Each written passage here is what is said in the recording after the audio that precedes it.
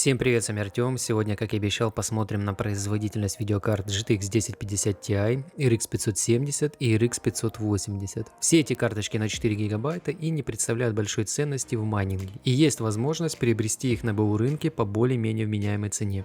Цель ролика выяснить, на что способны данные видеокарты на сегодня в бум криптовалютной лихорадки, так как ранее некоторые уже считали эти карты устаревшим железом и непригодным для современных реалий. Но некоторые обстоятельства кардинально с этим не согласны, и данные карты попали чуть ли не в категорию единственно доступных игровых видеокарт. Все настолько неординарно, что компания Nvidia снова приступила к выпуску чипа GP107. Ролик попадает в категорию сравнения, так как все эти карты будут показаны в одном видео, хотя изначально я это не планировал, а просто хотел показать производительность отдельно каждой. Вы поддержали формат «все карты в одном видео». По ранжиру производительности и так понятно, где какая карточка. Подготовил для вас 18 игровых проектов и немного в конце синтетики. Со списком игр можете ознакомиться в описании или закрепленном комментарии. Настройки в играх будут для всех карт одинаковые, это в основном высокие. И как всегда, результаты на диаграммах это чистый прогон бенчмарка FPS без захвата и оверлея, возможно погрешность с видео. Также стоит отметить, что результаты, полученные в данном ролике, это результаты условно в нашей экосистеме на базе процессора Xeon E5-2689 и 16 ГБ СЗУ 1866 МГц. Например, с процессором i9 результаты будут не в пользу базы E5-2689, и также наоборот, с процессором, например, i3-6100 не в пользу последнего.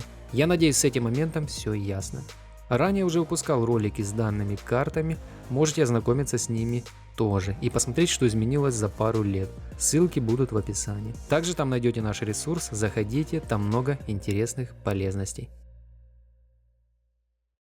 И первый проект у нас это Division 2, настройки высокие, результаты увидим из диаграмм. Скорее всего, из видимости оверлея выпадет частота видеопамяти, это, к сожалению, цена 3 роликов в одном. Думаю, на скринах GPU-Z вы успели ее заметить. Намного интереснее, как ведет себя частота видеочипа. В зависимости от сцен она динамически изменяется. Также эта частота может падать из-за высоких температур, но не в нашем случае. Даже несмотря на то, что температура RX 570, которая доходит до 75 градусов. И если нет сброса частоты и звука турбины из корпуса, значит для нее это приемлемо. В целом по картам RX частота более-менее приемлема. По 1050 Ti в идеале можно снизить настройки. Имеется в виду частота кадров.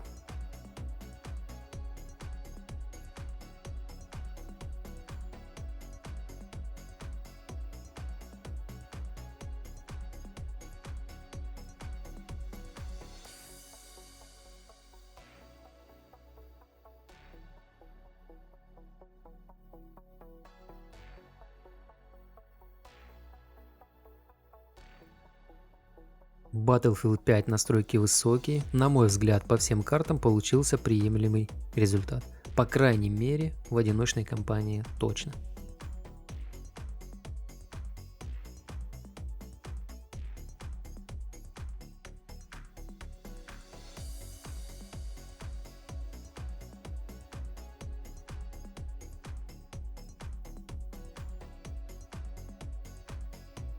Бенчмарк метро исход, настройки средние, у данного проекта серьезные требования к видеокартам. Стоит отметить, что бенчмарк более агрессивнее и требовательнее, чем непосредственно геймплей.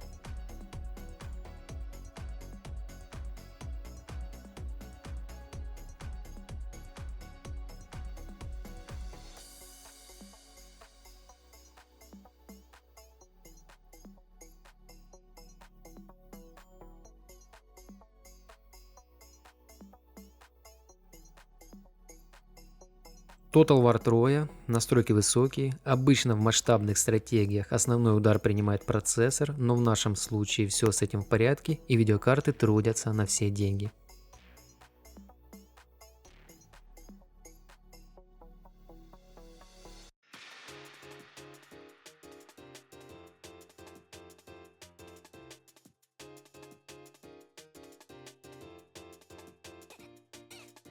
Rainbow Six Siege, настройки высокие, все карты показали очень хороший результат.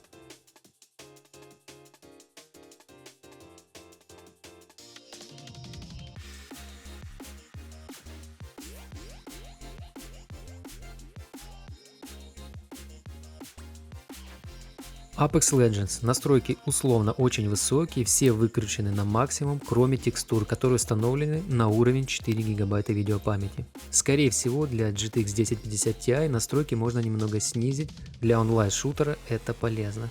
Если при снижении настроек частота кадров вообще не растет, то тут уже процессор является бутылочным горлышком. Это применимо практически к каждому сценарию.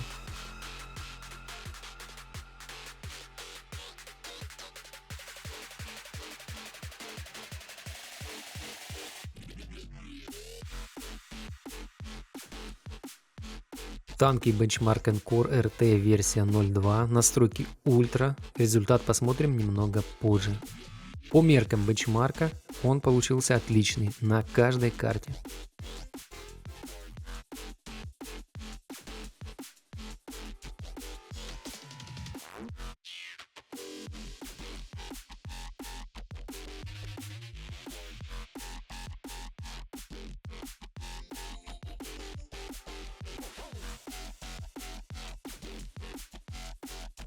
В Ларе у нас настройки высокие. Стоит отметить, что тест проводился на лицензионном варианте, на пиратке результаты обычно разнятся.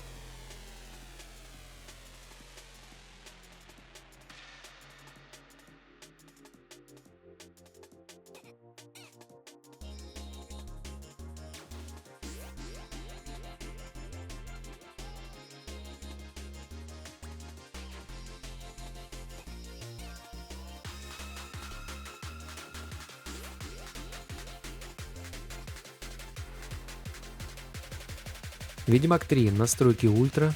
Хороший результат на картах RX и приемлемый для GTX 1050 Ti. Ведьмак всегда славился хорошей оптимизацией. Кстати, это единственная игра, которая нормально работала на скейлинге 4К с двумя видеокартами GTX 1070. Во всех остальных играх был вылет. По этой причине ролик GTX 1070 Slide так и не вышел на канале.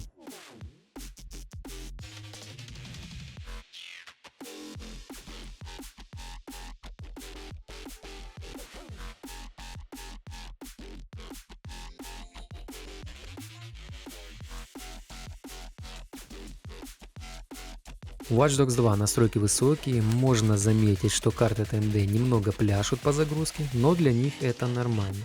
Также заметно, что игра серьезно вцепилась именно в процессор, стоял бы тут какой-нибудь i3 6 поколения, видеокарты бы наполовину отдыхали, особенно карты RX.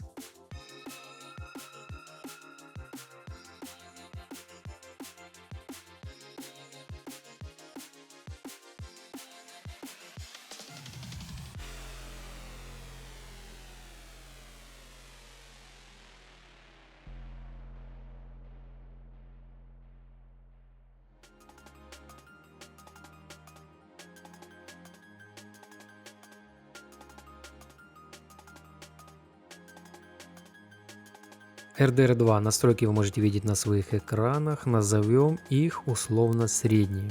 Результаты на диаграммах – это результат, который указал сам игровой бенчмарк.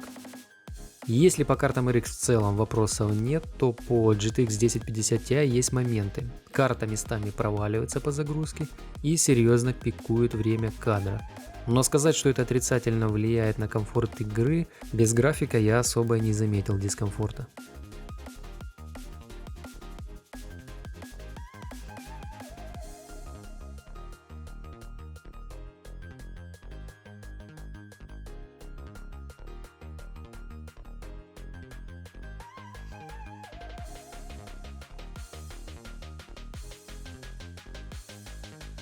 Kingdom Come. Настройки высокие, в целом по картам все в порядке, нет никаких аномальных движений в показателях и графиках. В общем, хорошая оптимизация.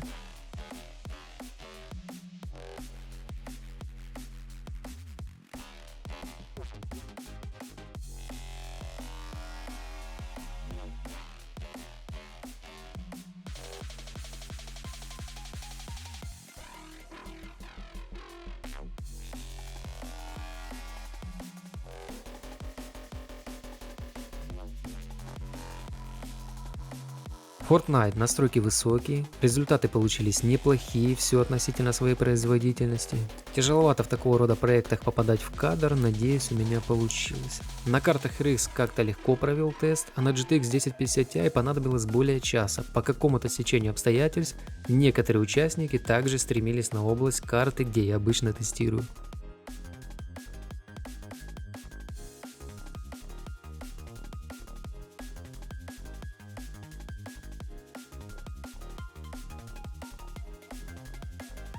GTA 5 настройки максимальные, сглаживание MSAA двукратное, дополнительные настройки отключены. Неплохой результат получился, все карты справились относительно неплохо.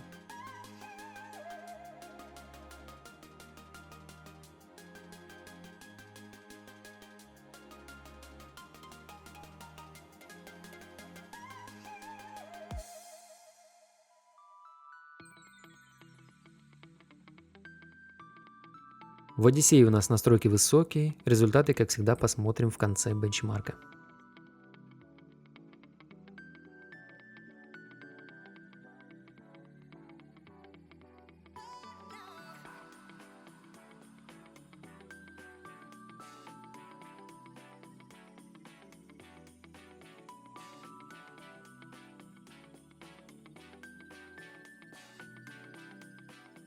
Ghost Recon Breakpoint.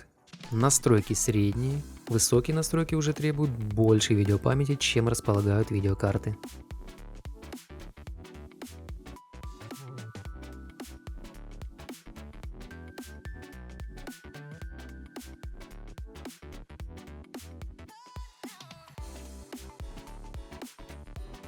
Киберпанк настройки пресет низкие. Игра сильно продавила производительность карт, особенно если учесть, что это низкие настройки. Еще один удручающий факт – это цена новой GTX 1050 Ti. У нас в регионе это около $270. Кто бы мог ранее подумать, что при такой стоимости карты мы получим такую производительность в современной игре на низких настройках. По картам RX, то 570 вообще купить не представляется возможным, а 580 на 4 гигабайта иногда проскакивает. На 8 гигабайт цена карты увеличится в 2,5 раза. И все эти карты RX после заводского ремонта. Это БУ карты по неадекватным ценам.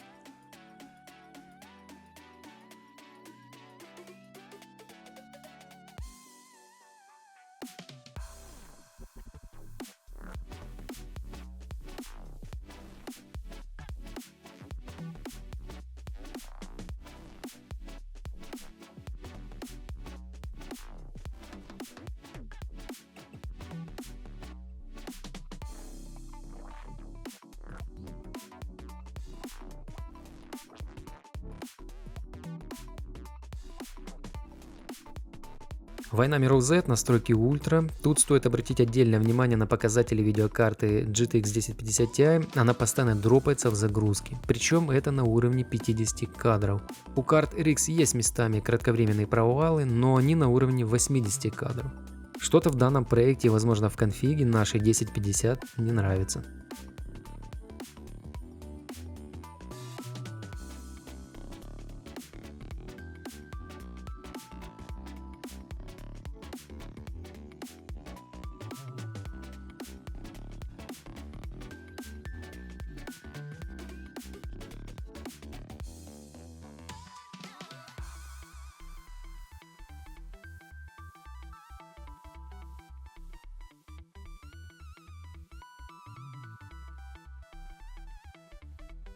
Вот такие получились результаты. Надеюсь, информация для вас была полезной, и каждый уже сам сможет определить расстановку сил в связи со сложившейся ситуацией. От себя добавлю то, что покупать эти видеокарты по цене выше $150 я категорически не советую. Лучше сейчас уделите внимание процессору, памяти и так далее. Рано или поздно производительная база вам очень понадобится.